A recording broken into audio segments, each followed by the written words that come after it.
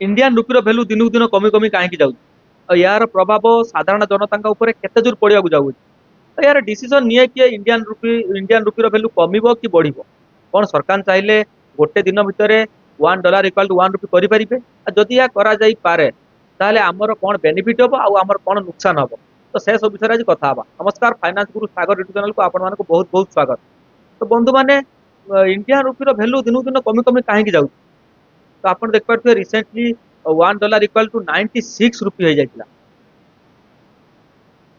तो गोटे जिनसर भैल्यू कमे कहीं जदि तार मार्केट डिमांड न थाए मार्केट जदि डिमांड नथिबो ताल तार भैल्यू ऑटोमेटिक कमी जिवो।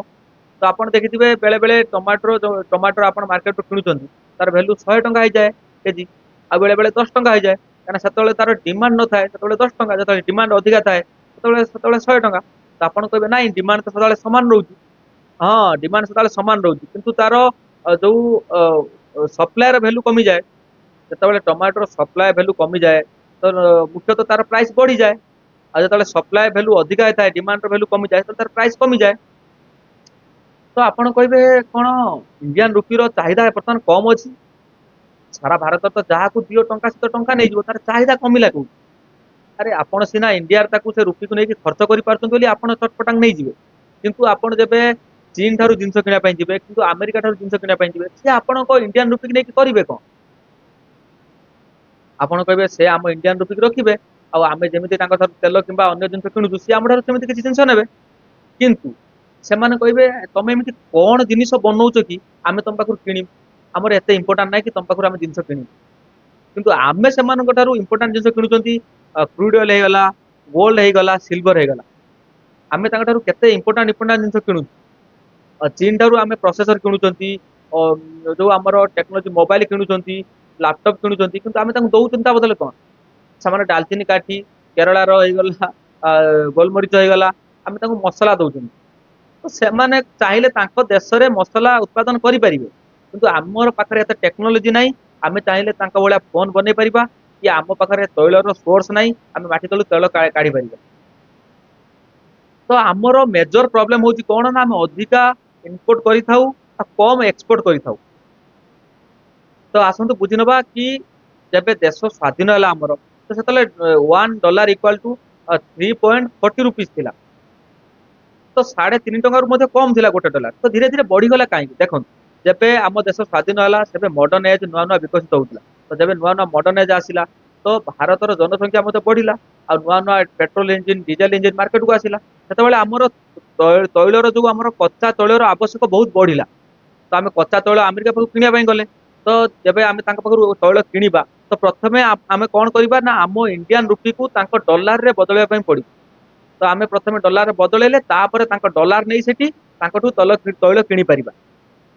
तो सेमाने देखिले कि एटा होची इंडिया रो मजबूरी से तेल आमठू नब ही नब तो सेमाने कोन कहले ना $1 वैल्यू कहले एबे 10 टंका देले आमे $1 दबु मन दबुनी तो आम पाखर तो कोनोसी ऑप्शन ही नै ना हम सेमाने पर गोल्ड किणीबा पेट्रोलियम किणीबा सिल्वर किणीबा तो से लगी ये तो गला गोटे मेजर पॉइंट जब 1991 मसीह आमर पाकिस्तान चीन सहित युद्ध समय चली तो सेतबेले आम पाखरे डॉलर बहुत कम थिला कि आमे डॉलर देई तैल किनी परिबा तो सेतबेले आमे कोन कले ना सेमानु के कहले कि आम मुद्रा नै आमु डॉलर दियो तो सेतबेले कोन कले ना आमे आपन को काहे कि डॉलर दबु तो आपण कहउचंती तो 10 टंका बदले $1 नै जिवे तो आमे आपन को 10 टंका रे आमे कोन जिंस किनी परिबु कि आमे आपन को $1 देई दउ तो सेतबेले जानी सुनी सेतबेलेर जो प्रधानमंत्री थिले से जानी सुनी सेतबेले मुद्रार प्राइस कमई थिले आ मुद्रार वैल्यू कमई की 50% रु अधिका कमे देते जाए आमर अमेरिका सहित ट्रेड हो पार्ला तो सरकार बेले बेले जानी शुणी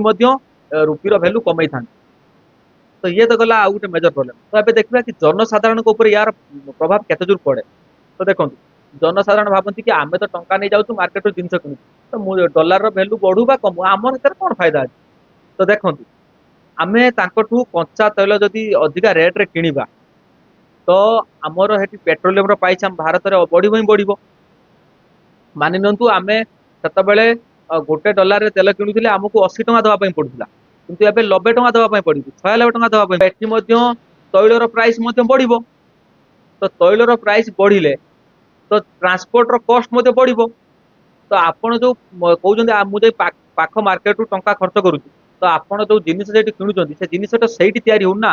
ଜିନିଷଟା ହେଇଥାଇପାରେ ବଡ ବଡ ସିଟିରେ ତିଆରି ହେଇଥାଇପାରେ, ଇଣ୍ଡଷ୍ଟ୍ରିଆଲ ଏରିଆରେ, ମୁମ୍ବାଇ ହେଇଗଲା, ଦିଲ୍ଲୀ ହେଇଗଲା। ସେଠୁ ଯୋଉ ବୋହିକି ଆଣିବାର କଷ୍ଟଟା ଯଦି ବଢିଯିବ, ଅଟୋମେଟିକ ସେ ପ୍ରାଇସ ର ଭ୍ୟାଲୁ ତ ବଢିଯିବ। ତ ଆପଣଙ୍କ ଉପରେ ୟାର ପ୍ରଭାବ ସିଧାସଳଖ ପଡୁଛି।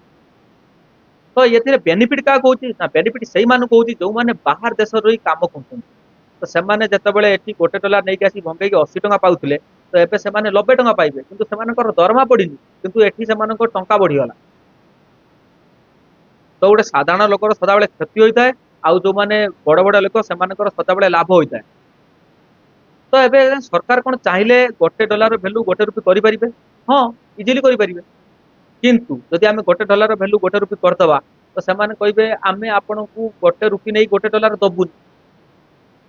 ତ ଆମେ ତେଲ କିଣିବା କେମିତି, ଗୋଲ୍ଡ କିଣିବା କେମିତି, ଚୀନ ଠାରୁ ଇଲେକ୍ଟ୍ରୋନିକାଲ ପ୍ରଡକ୍ଟ କିଣିବା କେମିତି, ମୋବାଇଲ ଫୋନ ଲାପଟପ କିଣିବା କେମିତି? ସେମାନେ କହିବେ ନାଇଁ ଆପଣ ତ ବଡ ଲୋକ ହେଇଗଲେଣି, ଆପଣ ଏବେ 1 ରୁପିଆ ବଦଳରେ $1 କହୁଛନ୍ତି ନେବେ, ତ ଆମେ ଆପଣଙ୍କୁ ଦବୁନି କି ଆପଣଙ୍କ ଜିନିଷ ନବୁନି। ସେମାନେ ଆମଠୁ ଏମିତି କିଛି ଇମ୍ପୋର୍ଟାଣ୍ଟ ଜିନିଷ ନେଉନାହାନ୍ତି ଯେ ସେମାନେ ଆମ ରୁପି ନେବା ପାଇଁ ହଁ ହଁ ହେବେ। ତ ଉଲ୍ଟା ଆମର ଆହୁରି ଲସ୍ ଲାଭ ହବା ବଦଳରେ କ୍ଷତି ହୋଇଯିବ। ସାରା ଭାରତ ସୁନସାନ ଠପଠାପ ପଡିଯିବ, ମୋବାଇଲ ଫୋନ ମିଳିବନି, ମୋବାଇଲ ଫୋନ ରେଟ୍ ଆହୁରି ବଢିଯିବ, ପେଟ୍ରୋଲ ରେଟ୍ ଆହୁରି ବଢିଯିବ, ଗାଡି ସବୁ ଠପଠାପ ପଡିଯିବ। ଆପଣ ମାର୍କେଟକୁ ଯିବେ ତ ପରିବା ମିଳିବନି, ତ ଲୁଣ ମିଳିବନି, ଡାଲି ମିଳିବନି। ତ ସେଥିଲାଗି ବେଳେ ବେଳେ ଭାରତ ସରକାର ଆମ ରୁପିଆର ଭ୍ୟାଲୁ ଜାଣି ଶୁଣି କମେଇଥାନ୍ତି। ତ ଏବେ ଏବେ ଦେଖିବା କି ଇଏ ତ ଗଲା ଏସବୁ କଥା। ଏବେ ଦେଖିବା କଣ ରିଜର୍ଭ ବ୍ୟାଙ୍କ ଚାହିଁଲେ ରୁପିଆର ଭ୍ୟାଲୁ ବଢା କମାର ମଧ୍ୟ ହସ୍ତକ୍ଷେପ କରିପାରିବ। ହଁ, ସେ ହସ୍ତକ୍ଷେପ କରନ୍ତି, ସେଥିଲାଗି ଆମ ରୁପିଆର ଭ୍ୟାଲୁ ବହୁତ ଧୀରେ ଧୀରେ ବଢେ ଏବଂ ଧୀରେ ଧୀରେ କମେ। ଦେଖନ୍ତୁ ଯେବେ ଆମ ରୁପିଆର ଭ୍ୟାଲୁ ର ଚାହିଦା ବହୁତ କମିଯାଏ, ସେତେବେଳେ ସେ ଜାଣି ଶୁଣି କଣ କରନ୍ତି ନା ନିଜେ ରୁପିଆ କିଣି ଡଲାର ଦେଇ ଦିଅନ୍ତି। ସେତେବେଳେ କଣ ହୁଏ ନା ଡଲାର ମାର୍କେଟରେ ଡଲାର ବହୁତ ସାରା ଆସିଯାଏ ଏବଂ ଡଲାର ଭ୍ୟାଲୁ ଟିକେ କମିଯାଏ ଏବଂ ରୁପିଆ ସର୍ଟ ପଡେ, ସେଥିପାଇଁ ରୁପିଆର ଭ୍ୟାଲୁ ଟିକେ ବଢିଯାଏ। ତ ଇଏ ତ ଗଲା ଏକ କଥା। ଏବେ ଦେଖିବା କି ଆମେ ଗୋଟେ ସାଧାରଣ ଲୋକ ଚାହିଁଲେ ୟାକୁ କେତେ ଦୂର ରୁପିଆର ଭ୍ୟାଲୁକୁ ବଢେଇ ପାରିବ। ଦେଖନ୍ତୁ ଆମ ଉପରେ ୟାର ପ୍ରଭାବ ଯେତିକି ଦୂର ପଡୁଛି, ଆମ ହାତରେ ମଧ୍ୟ ସେତିକି ଅଛି କି ଆମେ ଚାହିଁଲେ ରୁପିଆକୁ ଷ୍ଟ୍ରଙ୍ଗ କରିପାରିବା। ତ ରୁପିଆକୁ ଷ୍ଟ୍ରଙ୍ଗ କରିବା କେମିତି ନା, ଯେତେ ଯଦି ଆମେ ରୁପିଆକୁ ବିକିବା ଏବଂ ଡଲାରକୁ ଆଣିପାରିବା ଆମ ଦେଶକୁ। ତ ଡଲାର ଆମ ଦେଶକୁ କେମିତି ଆଣିପାରିବା ନା, ଯଦି ଆମ କତରୁ କେହି ପ୍ରଡକ୍ଟ କିଣନ୍ତି, ତ ଆମକୁ ସେମିତି କିଛି ପ୍ରଡକ୍ଟ ବନେଇବା ପାଇଁ ପଡିବ ଯୋଉଠି କି ୱାର୍ଲଡ କ୍ଲାସରେ ତାର ଚାହିଦା ରହିବ, ସାରା ବିଶ୍ୱରେ ତାର ଚାହିଦା ରହିବ। ଲୋକମାନେ ଡଲାର ବିକି ଆମ ରୁପି କିଣିବେ, ତାପରେ ଆମଠୁ ସେ ରୁପି ଦେଇ ଜିନିଷ କିଣିବେ। ଆଉ ୟାଠୁ ସବୁଠାରୁ ଇମ୍ପୋର୍ଟାଣ୍ଟ କଥା ହଉଛି ଟୁରିଷ୍ଟ।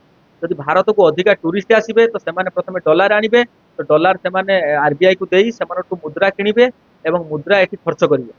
କିନ୍ତୁ ଆମେ କଣ କରନ୍ତି, ଯେବେ ଗୋଟେ ଫରେନର ଆସେ ତାକୁ ସାଙ୍ଗେ ସାଙ୍ଗେ ଲୁଟନ୍ତି, ତାକୁ ଠକନ୍ତି। ତ ସେମାନେ ଆସିବେ ଏମିତି ହେଲେ କି? ତ ଆମ ହାତରେ ଅଛି, ଆମେ ଚାହିଁଲେ ଆମ ରୁପିକୁ ଷ୍ଟ୍ରଙ୍ଗ କରିପାରିବା। ମୁଁ ଆଶା କରୁଛି ଆପଣ ମାନଙ୍କୁ ଇନଫର୍ମେସନ ଦେଇପାରିଥିବି କି ରୁପିର ଭ୍ୟାଲୁ କାହିଁକି ବଢେ ଏବଂ କାହିଁକି ଡଲାର ତୁଳନାରେ ତାର ଭ୍ୟାଲୁ କମିଯାଏ। ଯଦି ଭିଡିଓଟି ଆପଣମାନଙ୍କୁ ଭଲ ଲାଗିଥିବ ତାହେଲେ ଚ୍ୟାନେଲଟିକୁ ସବସ୍କ୍ରାଇବ କରନ୍ତୁ ଏବଂ ଆପଣ ତ କେହି ଲାଇକ୍ ବି କରୁନାହାନ୍ତି, ଆପଣଙ୍କ ସାଙ୍ଗମାନଙ୍କ ସହିତ ସେୟାର କରନ୍ତୁ। ରହିଲି ଆଜ୍ଞା, ଜୟ ଜଗନ୍ନାଥ, ନମସ୍କାର।